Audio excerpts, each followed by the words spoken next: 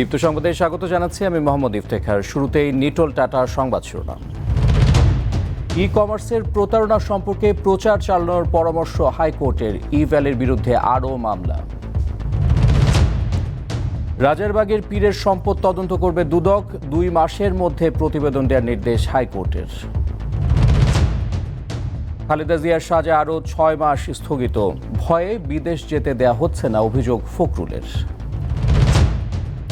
প্রথম সপ্তাহে স্কুল কলেজে সংক্রমণ নেই জানালেন শিক্ষামন্ত্রী, করোনায় বেড়েছে ঝরে পড়ার হার।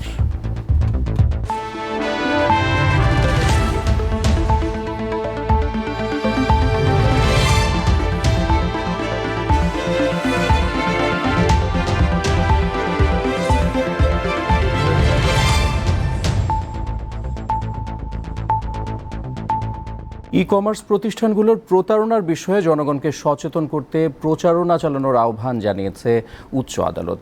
রবিবার একটি রিটের শুনানির সময় আদালত এই আহ্বান জানায়। এদিকে ই কমার্সের প্রতারণা মানি লন্ডারিংয়ের আওতায় পড়তে পারে বলে প্রাথমিক তদন্তে জানিয়েছেন দুদকের আইনজীবী। সাম্প্রতিক সময়ে একে একে বেরিয়ে আসছে ই কমার্সের নামে বিভিন্ন প্রতিষ্ঠানের প্রতারণার খবর। হাজার হাজার গ্রাহক প্রতারণার শিকার হয়েছে, এদের অনেকে আন্দোলনেও নেমেছে। কিন্তু মামলা দায়ের আর কয়েকজন গ্রেপ্তার হওয়া ছাড়া ভুক্তভোগীদের কোনো উপকার হয়নি। এমন প্রেক্ষাপটে রবিবার ফোনে আড়িপাতা নিয়ে একটি রিটের শুনানি হয় বিচারপতি এম ইনায়েতুর রহিম ও বিচারপতি মুস্তাফিজুর রহমানের বেঞ্চে। এক পর্যায়ে আদালত আইনজীবীর কাছে ই কমার্স ও এর প্রতারণার বিষয়ে জানতে চায়। আইনজীবী আদালতকে জানান, গ্রাহকরা লোভে পড়ে প্রতারণার শিকার হচ্ছে। পরে আদালত গ্রাহকদের লোভ কমাতে প্রচার চালানোর পক্ষে মত দেয়। আমাদের উদ্দেশ্যে কোর্ট বলেছেন যে তাহলে যারা পাবলিক ইন্টারেস্ট লিটিগেশন করেন তারা জনগণকে সচেতন করেন, এবং স্পেসিফিক্যালি কোর্ট এটাও বলেছেন যে বা যারা এটার সঙ্গে যুক্ত হবেন লোভের বশবর্তী হয়ে, তাদের এরকম লোভের বশবর্তী হওয়া সঠিক নয়, কারণ যে জিনিস তিনি চাচ্ছেন সেটা বাস্তবে অর্থে পাওয়া সম্ভব নয়, অথচ তিনি টাকা পরিশোধ করে ফেলছেন। দুর্নীতি দমন কমিশনের আইনজীবী মনে করেন, ই কমার্স পরিচালনার জন্য অবিলম্বে একটি আইন প্রণয়ন জরুরি। এছাড়া ই কমার্সের নামে প্রতারণা মানি লন্ডারিংয়ের আওতায় পড়ে বলে প্রাথমিকভাবে প্রমাণ পেয়েছে দুদক। ই কমার্স আপাতত বন্ধ করে দিয়ে অতি সত্বর একটি আইন করা উচিত। সেশন যদি না থাকে, রাষ্ট্রপতির ক্ষমতা আছে অধ্যাদেশের মাধ্যমে আইন জারি করা, কাজে এটা করা উচিত। বৃহত্তর জনগোষ্ঠীর স্বার্থে অনুসন্ধান এটা চলমান, অনেক দূর কাজ অলরেডি হয়ে গেছে। তবে আপাত দৃষ্টিতে মনে হচ্ছে মানি লন্ডারিং উপাদান থাকতে পারে। আপাত দৃষ্টিতে অনুসন্ধান শেষ না হওয়া পর্যন্ত এটা বলা যাবে না। যদি মানি লন্ডারিং হয়ে থাকে তাহলে অবভিয়াসলি দুর্নীতি দমন কমিশন সে অনুযায়ী মামলা করবে। পরে আদালত ফোনে আড়িপাতা সংক্রান্ত রিটের শুনানির তারিখ নির্ধারণ করে 29 সেপ্টেম্বর। আজিজুল ইসলাম, দীপ্ত সংবাদ, ঢাকা। ই ভ্যালির সিইও মোহাম্মদ রাসেল ও তার স্ত্রী, প্রতিষ্ঠানটির চেয়ারম্যান শামীমা নাসরিনের বিরুদ্ধে আরেকটি প্রতারণা ও অর্থ আত্মসাতের মামলা হয়েছে। এই মামলায় আসামি করা হয়েছে 20 জনকে। রাজধানীর ধানমন্ডি থানায় শুক্রবার রাতে মামলাটি করেছেন পণ্য সরবরাহকারী একটি প্রতিষ্ঠানের মালিক কামরুল ইসলাম। এতে তিনি অভিযোগ করেন, ই ভ্যালির ধানমন্ডি কার্যালয়ে 35 লাখ টাকার পণ্য সরবরাহ করেছেন তিনি, কিন্তু ই ভ্যালি তার পাওনা টাকা পরিশোধ করেনি। এর আগে গুলশান থানার একটি প্রতারণা মামলায় ই ভ্যালির সিইও রাসেল ও তার স্ত্রী শামীমা নাসরিনকে গ্রেফতার করা হয়। তারা 3 দিনের রিমান্ডে আছেন। ঢাকার রাজারবাগ দরবার শরীফের সম্পদের বিষয়ে তদন্ত করতে দুর্নীতি দমন কমিশনকে নির্দেশ দিয়েছে হাইকোর্ট। সেই সঙ্গে তাদের কোনো জঙ্গি সম্পৃক্ততা আছে কিনা তা তদন্ত করতে পুলিশের কাউন্টার টেরোরিজম ইউনিটকে নির্দেশ দেওয়া হয়েছে। রবিবার একটি রিটের শুনানিতে এসব নির্দেশনা দিয়েছে আদালত। ঢাকা ও ঢাকার বাইরে 49টি মামলা হয়েছে রাজধানীর রাজারবাগের একরামুল আহসান কাঞ্চনের বিরুদ্ধে। এর মধ্যে 35টি মামলা থেকে খালাস পেয়েছেন তিনি, বাকি 14টি এখনও বিচারাধীন। বিভিন্ন স্থানে করা মামলার বাদী কারা তা জানতে একরামুল হাইকোর্টে রিট করেন। বিষয়টি তদন্ত করতে হাইকোর্ট সিআইডিকে নির্দেশ দেয়। সম্প্রতি সিআইডি প্রতিবেদন জমা দেয়। এতে বলা হয়েছে, এসব মামলার বাদী, সাক্ষী ও ভুক্তভোগীরা কোনো না কোনোভাবে রাজারবাগ দরবার শরীফের পীর দিল্লুর রহমান ও তার অনুসারীদের সাথে সম্পৃক্ত। একরামুলের বিষয়টি গণমাধ্যমে আসার পর গত 16 সেপ্টেম্বর হাইকোর্টে রিট করেন আরও 8 জন ভুক্তভোগী। তারা জানান, দেশের 6টি জেলায় 34টি মামলা দিয়ে হয়রানি করছে রাজারবাগ দরবার শরীফের পীর ও তার 11 সহযোগী। এসব মামলার বাদী ও সাক্ষী এবং একরামুলের বিরুদ্ধে করা 49টি মামলার বাদী ও সাক্ষীদের মধ্যে মিল রয়েছে। তাই রাজারবাগের পীর ও তার 11 সহযোগীর বিরুদ্ধে ব্যবস্থা নেয়ার নির্দেশনা চাওয়া হয় রিটে। রিটের শুনানি শেষে বিচারপতি এম এনায়েতুর রহিম ও বিচারপতি মোহাম্মদ মোস্তাফিজুর রহমানের বেঞ্চ রবিবার আদেশ দেয়। এতে সরকারের উদ্দেশ্যে বলা হয়েছে, রাজারবাগ দরবার শরীফে যারা অপরাধের সাথে জড়িত তাদের বিরুদ্ধে কেন ব্যবস্থা নেওয়া হবে না। সিআইডিকে বলেছেন যে 60 কর্মদিবসের মধ্যে একটি রিপোর্ট দিতে, যে কারা এই সমস্ত ভুয়া মামলা করছে সারা দেশ জুড়ে তাদের চিহ্নিতকরণ, এবং অ্যান্টি কারাপশন কমিশনকে বলেছেন তাদের সম্পদের সকল হিসাব কিতাব জোগাড় করে রিপোর্ট তৈরি করে আদালতে সাবমিট করবে, এবং কাউন্টার টেরোরিজম সেল যে আছে, ইউনিট আছে, তাকে বলেছে তাদের সঙ্গে কোনো জঙ্গি সংশ্লিষ্টতা আছে কিনা এই বিষয়টিও খতিয়ে দেখার জন্য। এই আইনজীবী জানান, রাজারবাগ দরবার শরীফের পীর ও তার অনুসারীদের বিরুদ্ধে ব্যবস্থা নেয়ার দাবি জানিয়ে যারা রিট করেছেন তাদের নিরাপত্তা নিশ্চিতে আইনশৃঙ্খলা বাহিনীকে নির্দেশ দেওয়া হয়েছে। আফরোজ আলীম আশা, দীপ্ত সংবাদ, ঢাকা। দুর্নীতিবাজরা যাতে শাস্তি পায় সে লক্ষ্যে প্রয়োজনীয় ব্যবস্থা নেওয়ার জন্য দুদকের প্রতি আহ্বান জানিয়েছেন রাষ্ট্রপতি মোহাম্মদ আব্দুল হামিদ। রবিবার দুর্নীতি দমন কমিশনের চেয়ারম্যান মোহাম্মদ মঈনুদ্দিন আবদুল্লাহ ও কমিশনার জহুরুল হক বঙ্গভবনে রাষ্ট্রপতির সঙ্গে সাক্ষাৎ করতে গেলে তিনি তাদের প্রতি এই আহ্বান জানান। বৈঠকে কমিশনের সার্বিক কর্মকাণ্ড সম্পর্কে রাষ্ট্রপতিকে অবহিত করেন দুদক চেয়ারম্যান। দেশ উন্নয়ন ও অগ্রগতির পথে এগিয়ে যাচ্ছে উল্লেখ করে রাষ্ট্রপতি বলেন, উন্নয়নের এ ধারা টেকসই করতে দুর্নীতি প্রতিরোধ করা খুবই প্রয়োজন।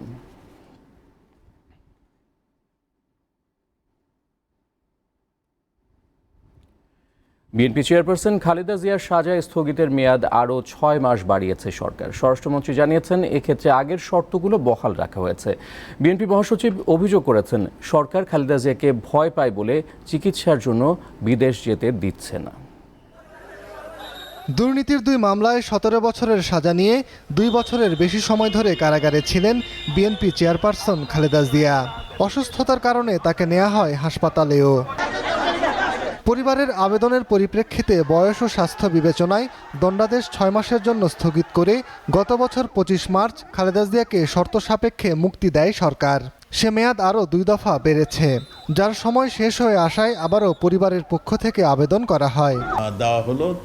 রবিবার সচিবালয়ে স্বরাষ্ট্রমন্ত্রী সাংবাদিকদের জানান, খালেদা জিয়ার ছোট ভাই শামীম ইস্কান্দারের আবেদনের পরিপ্রেক্ষিতে সাজা স্থগিতের মেয়াদ আরও 6 মাস বাড়ানো হয়েছে। তার নিজ বাসা থেকে চিকিৎসার জন্য যে সুবিধাটি দেওয়া হয়েছিল সেই সুবিধাটি আবারও এইবার 4র্থবারের মতন দেওয়া হলো। তিনি নিজ বাসায় থেকে তার চিকিৎসা সেবা যা তিনি যেভাবে চিকিৎসা নিতে চান সেইভাবে চিকিৎসা নেবেন, তবে তিনি দেশের বাইরে যেতে পারবেন না এবং অন্য শর্ত আপনার বহাল থাকবে। সাজা স্থগিতের শর্তে বিদেশে যাওয়ার সুযোগ না থাকার সমালোচনা করেছেন বিএনপি মহাসচিব। আপনারা এই 6 মাসের মধ্যে বিদেশ যেতে পারবেন না, এটা একটা শর্ত জুড়ে দিয়েছেন। মূল বিষয়টা হচ্ছে যে তারা দেশনেত্রী বেগম খালেদা জিয়াকে এত বেশি ভয় পান যে তাকে কোনো মতেই তারা দেশের বাইরে যাওয়া বা তাকে মুক্ত করার বিষয়টা তারা ভাবতেই পারে না। দুর্নীতির 2 মামলায় শর্ত সাপেক্ষে মুক্তির পর থেকে রাজধানীর গুলশানের বাসায় আছেন খালেদা জিয়া। করোনায় আক্রান্ত হলে কিছুদিন ছিলেন হাসপাতালে। মাহমুদুল আরেফিন, দীপ্ত সংবাদ, ঢাকা। শ্রেণীকক্ষে সরাসরি শিক্ষার সাথে মানিয়ে নিতে শুরু করেছে শিক্ষার্থীরা। খোলার পর স্কুল কলেজে এখনও করোনা সংক্রমণের তথ্য পাওয়া যায়নি বলে জানিয়েছেন শিক্ষামন্ত্রী দীপু মনি। তবে অনেক ক্ষেত্রে অভিভাবকরা স্বাস্থ্যবিধি মানছেন না বলে অভিযোগ তার। করোনার কারণে 1.5 বছর বন্ধ থাকার পর 1 সপ্তাহ আগে খুলেছে শিক্ষা প্রতিষ্ঠান। ভাগ ভাগ হয়ে স্কুল কলেজে আসছে শিক্ষার্থীরা। নতুন পরিবেশ পরিস্থিতির সাথে মানিয়ে নিতেও শুরু করেছে তারা। বাসায় থেকে আমাদের খুব বোরিং লাগতো, এখন তো ডাইরেক্ট পড়ায়, তো এখন আর ফাঁকি দেশে যাব। আগের তুলনায় একটু নতুন লাগছে, কিন্তু তাও ভালো লাগছে অনেক। চেষ্টা করছি যে আরো ভালোভাবে পড়াশোনা করে আমাদের এক্সামটা দেওয়ার জন্য। শিক্ষার্থীদের উপস্থিতি স্বাভাবিক সময়ের মতো না হলেও সন্তুষ্ট শিক্ষকরা। কিছুটা হলেও উপস্থিতির হার কম, তবে আমি যেটা বলবো যে সন্তোষজনক। 1.5 বছরে যে গ্যাপটা হয়ে গেছে, আমরা খুব তাড়াতাড়ি এটাকে আমরা ওভারকাম করতে পারবো। শিক্ষা প্রতিষ্ঠানে ঠিকমতো স্বাস্থ্যবিধি মানা হচ্ছে কিনা তা দেখতে রাজধানীর যাত্রাবাড়ি আইডিয়াল স্কুল অ্যান্ড কলেজে যান শিক্ষামন্ত্রী। পরে সাংবাদিকদের তিনি জানান, বেশিরভাগ স্কুল কলেজে নির্দেশনা মানা হলেও উদাসীন অনেক অভিভাবক। এখন পর্যন্ত যতটুকু তথ্য পেয়েছি তাতে কোনো জায়গায় কোনো সংক্রমণ ছড়াবার আশঙ্কা এখন পর্যন্ত মনে হয়নি, কিন্তু আমাদের খুব সচেতন থাকতে হবে। কোথাও কোথাও অভিভাবকরা একটু বাইরে ভিড় করছেন, বিশেষ করে শহরের স্কুলগুলোতে, সেটাকে একটু সমস্যা, এবং সেখানে খুব বেশি স্বাস্থ্যবিধি তারা মানছেন এমনটাও মনে হচ্ছে না। মন্ত্রী বলেন, কোন বিশ্ববিদ্যালয় কবে খুলবে সে সিদ্ধান্ত নেবে একাডেমিক কাউন্সিল। সকল বিশ্ববিদ্যালয়ের সকল শিক্ষার্থী তারা এই 27শে সেপ্টেম্বরের মধ্যে রেজিস্ট্রেশন করবেন। মাহমুদ শাওন, দীপ্ত সংবাদ, ঢাকা। করোনায় শিক্ষা প্রতিষ্ঠান বন্ধ থাকায় দেশে বাল্য বিবাহ বেড়েছে। একটি জরিপ বলছে 2020-এর এপ্রিল থেকে অক্টোবর পর্যন্ত 21 জেলায় 13,886টি বিয়ে হয়েছে। এসব মেয়ের অর্ধেকের বয়স 16 থেকে 17 বছর। একই সাথে বেড়েছে ঝরে পড়া শিক্ষার্থীর সংখ্যাও। করোনা মহামারীর কারণে প্রায় 1.5 বছর বন্ধ থাকার পর গত 12 সেপ্টেম্বর খুলেছে স্কুল কলেজ। তবে শ্রেণীকক্ষে ফিরে 8 বান্ধবীকে পায়নি কুড়িগ্রামের নবম শ্রেণীর শিক্ষার্থী নার্গিস নাহার। অষ্টম শ্রেণীতে 9 জন একসাথে থাকলেও বিয়ে হয়ে গেছে 8 জনের। স্কুল খোলার পর আমি যোগাযোগ করে দেখি 8 জন বান্ধবীর বিয়ে হওয়ার পর আমি একাই। আমি এখন আমার বাড়ির যে আমার বাবাকে বুঝিয়ে বলছি আমি এখন বিয়ে করব না। কুড়িগ্রাম সদর উপজেলার হলখানা ইউনিয়নের শারডোর উচ্চ বিদ্যালয়ের মতো এমন চিত্র দেশের প্রত্যন্ত অঞ্চলের অনেক শিক্ষা প্রতিষ্ঠানের। অভিভাবকরা বলছেন, করোনাকালে অভাব আর নিরাপত্তার কথা ভেবে মেয়েদের বিয়ে দিতে বাধ্য হয়েছেন তারা। যদি না দিই, পরবর্তী যদি জোগাড় করে না পাই, বড় করে বিয়ে দিলে কালে ডিমান্ড বেশি নাকবে, যৌতুক নাকবে বেশি। এক ইউনিয়নের বিয়ে অন্য ইউনিয়ন বা অন্য উপজেলায় যা বিয়ে হচ্ছে, প্রকাশ করলে আইনের মাছ ধরে ফেলে, কেন বাইরে বিয়ে দেন। বেসরকারি সংস্থা মানুষের জন্য ফাউন্ডেশনের জরিপ বলছে, গত বছর এপ্রিল থেকে অক্টোবর পর্যন্ত 21 জেলার 84 উপজেলায় বাল্যবিবাহ হয়েছে প্রায় 14,000। শতকরা প্রায় 48 ভাগের বিয়ে হয়েছে 13 থেকে 15 বছর বয়সে। এদের অনেকেই ভুগছে শারীরিক ও মানসিক সমস্যায়। তার শিক্ষা, তার বেড়ে ওঠা, তার স্বাস্থ্যগত প্রত্যেকটা জায়গায় কিন্তু তার যে অধিকারগুলো আছে সেগুলো লঙ্ঘিত হচ্ছে। এই জায়গাগুলো অভিভাবক হিসেবে আমাদের নিশ্চিত করতে হবে যে বেড়ে ওঠার জায়গাটা সুনিশ্চিত করা। বেড়েছে শিক্ষার্থী ঝরে পড়ার সংখ্যাও। গবেষকরা বলছেন, শিক্ষার্থীদের বিদ্যালয়ে ফিরিয়ে আনার পাশাপাশি দরকার তাদের শিক্ষার মূল্যায়ন। একটা ম্যাস ক্যাম্পেইন প্রয়োজন হবে, বাবা মাদেরকে মোটিভেট করা, বাচ্চাদেরকে মোটিভেট করা ফিরে আসার জন্য। মেইন চ্যালেঞ্জটা হবে এখন বাচ্চাদেরকে ধরে রাখা এর পরবর্তী সময়ের জন্য। তো এটার জন্য আমাদের প্রত্যেকের অ্যাসেসমেন্টটা কিন্তু প্রয়োজন, এবং সে অনুযায়ী আমার রিমিডিয়াল প্ল্যানটা করতে হবে। বেসরকারি সংস্থা পিপিআরসি এবং বিআইজিডির এক গবেষণায় দেখা গেছে, করোনার এই সময়ে নিয়মিত পড়াশোনার বাইরে থেকে গেছে প্রাথমিকের শতকরা 19 ভাগ ও মাধ্যমিকের 25 ভাগ শিক্ষার্থী। বন্ধ হয়ে গেছে 65,000-এরও বেশি কিন্ডারগার্টেন স্কুল। আহাদ হোসেন টুটুল, দীপ্ত সংবাদ, ঢাকা। রোহিঙ্গাদের জন্য স্থায়ী সুবিধা সৃষ্টির লক্ষ্যে বিশ্বব্যাংকের প্রস্তাব সমর্থন করে জাতিসংঘ। ঢাকায় নিযুক্ত জাতিসংঘের আবাসিক প্রতিনিধি মিয়া সেপ্পো রবিবার সাংবাদিকদের প্রশ্নের জবাবে এ কথা জানিয়েছেন। তিনি বলেন, বাংলাদেশ চাইলে আগামী নির্বাচনে সহযোগিতা করতে প্রস্তুত জাতিসংঘ। দেশের কূটনৈতিক প্রতিবেদকদের সংগঠন ডিক্যাবের নিয়মিত আয়োজন ডিক্যাব টকে রবিবারের অতিথি ছিলেন ঢাকায় নিযুক্ত জাতিসংঘের আবাসিক প্রতিনিধি মিয়া সেপ্পো। আগামী জাতীয় সংসদ নির্বাচন সংক্রান্ত প্রশ্নের জবাবে মিয়া সেপ্পো জানান, বাংলাদেশ চাইলে সহযোগিতা করতে প্রস্তুত রয়েছে জাতিসংঘ। কোনো নির্বাচনে কাজ করা ঠিক জাতিসংঘের দায়িত্ব না, তবে বাংলাদেশ চাইলে তাদের নির্বাচনে সহযোগিতা করতে পারে জাতিসংঘ। রোহিঙ্গা সংকট নিয়ে জাতিসংঘের চেষ্টা এবং জটিলতার ব্যাখ্যা দিয়ে মিয়া সেপ্পো বলেন, বৈশ্বিক রাজনৈতিক কারণে এই সংকটের সমাধান হচ্ছে না।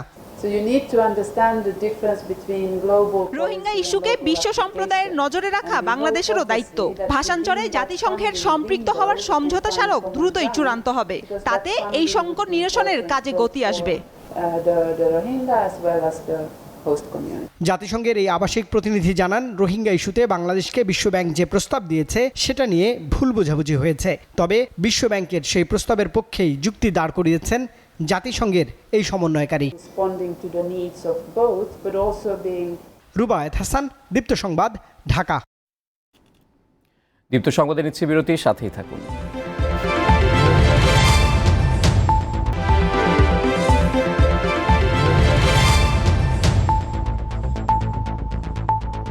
আবারও আমন্ত্রণ দীপ্ত সংবাদে। সারা দেশে 160টি ইউনিয়ন পরিষদের নির্বাচনে আগামীকাল ভোট গ্রহণ করা হবে। এরই মধ্যে সব প্রস্তুতি শেষ হয়েছে। কেন্দ্রগুলোতে পাঠানো হয়েছে নির্বাচনী সরঞ্জাম। নির্বাচনী এলাকাগুলোতে নিরাপত্তা বাড়ানো হয়েছে। ভোট কেন্দ্রগুলোতে প্রিজাইডিং ও পোলিং অফিসারের সাথে রয়েছে পুলিশ ও আনসার সদস্যরা। আগামীকাল যেসব জেলায় নির্বাচন হবে তার মধ্যে খুলনায় 34টি, বাগেরহাটে 66টি, সাতক্ষীরায় 21টি, নোয়াখালীতে 13টি, চট্টগ্রামে 12টি এবং কক্সবাজারে 14টি ইউনিয়ন রয়েছে। নির্বাচন কমিশন সচিব জানিয়েছেন, তফসিল অনুযায়ী 161টি ইউনিয়ন পরিষদে ভোট হওয়ার কথা থাকলেও আদালতের আদেশে বাগেরহাটের মোরেলগঞ্জের নিশানবাড়ি ইউপি নির্বাচন স্থগিত করা হয়েছে।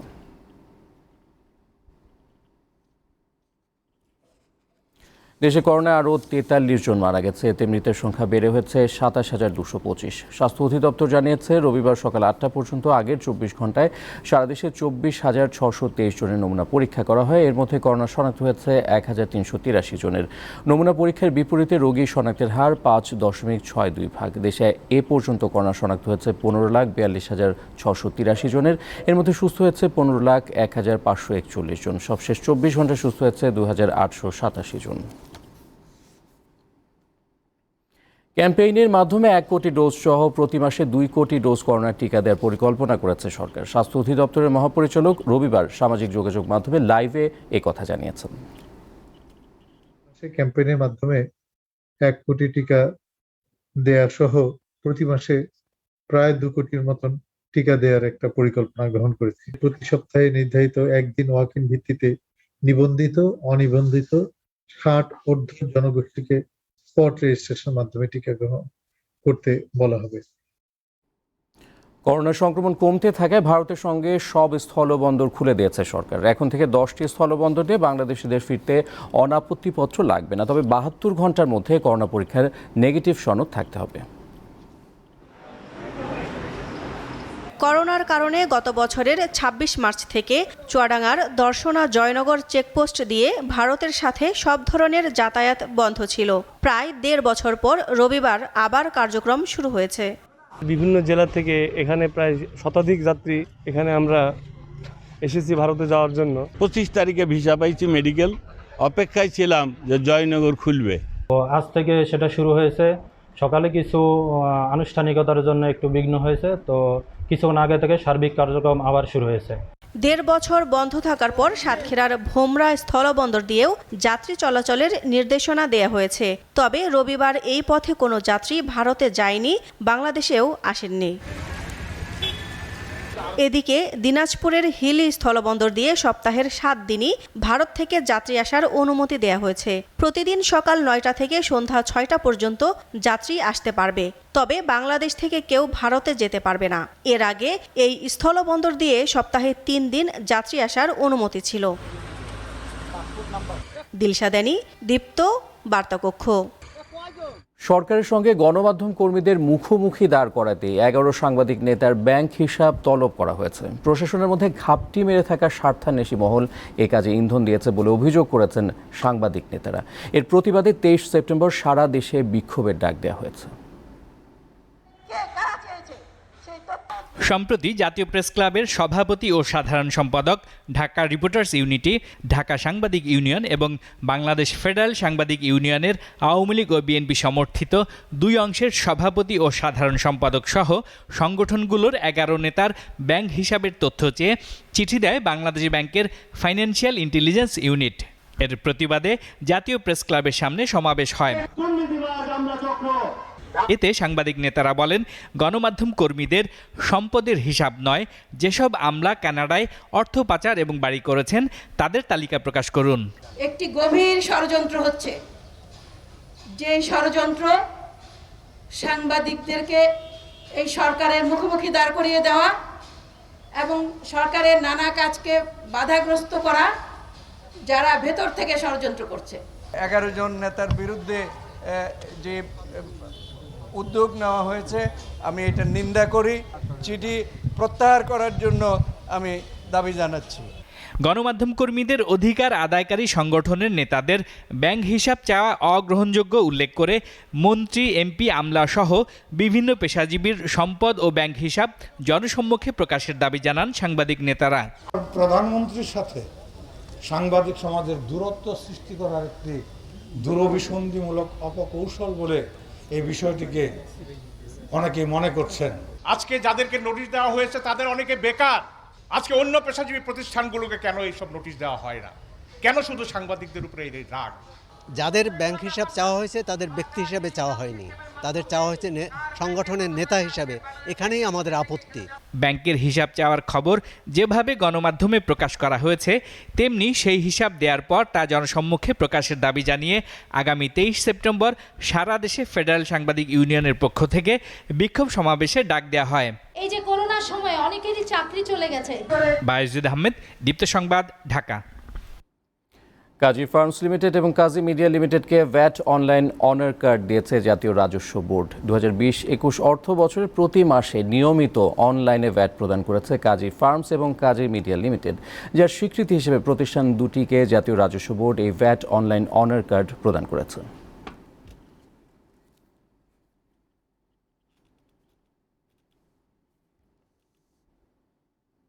দীপ্ত সংবাদে আবারও নিচ্ছি বিরতি, ফিরছি একটু পরে।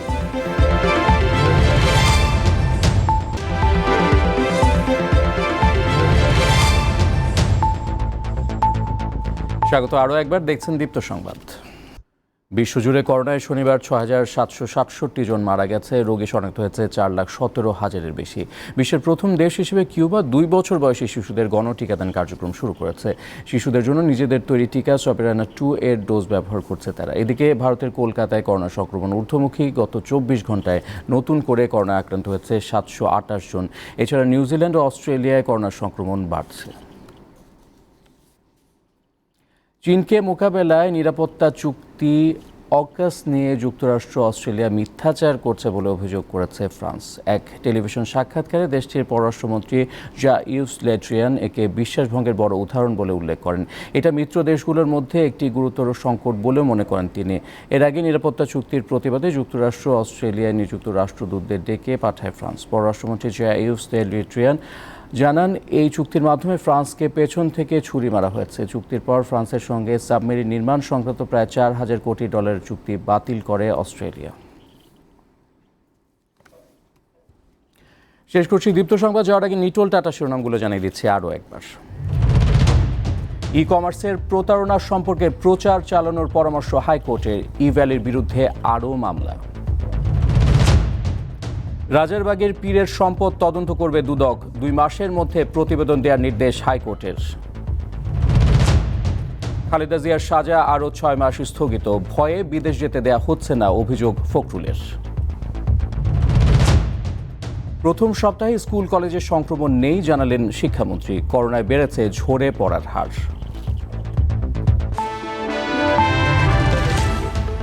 এই ছিল এখনকার মতো। আমি মোহাম্মদ ইফতেখার বিদায় নিচ্ছি। আমাদের সাথে অনলাইনে যুক্ত থাকুন facebook.com/diptonews এই ঠিকানায়।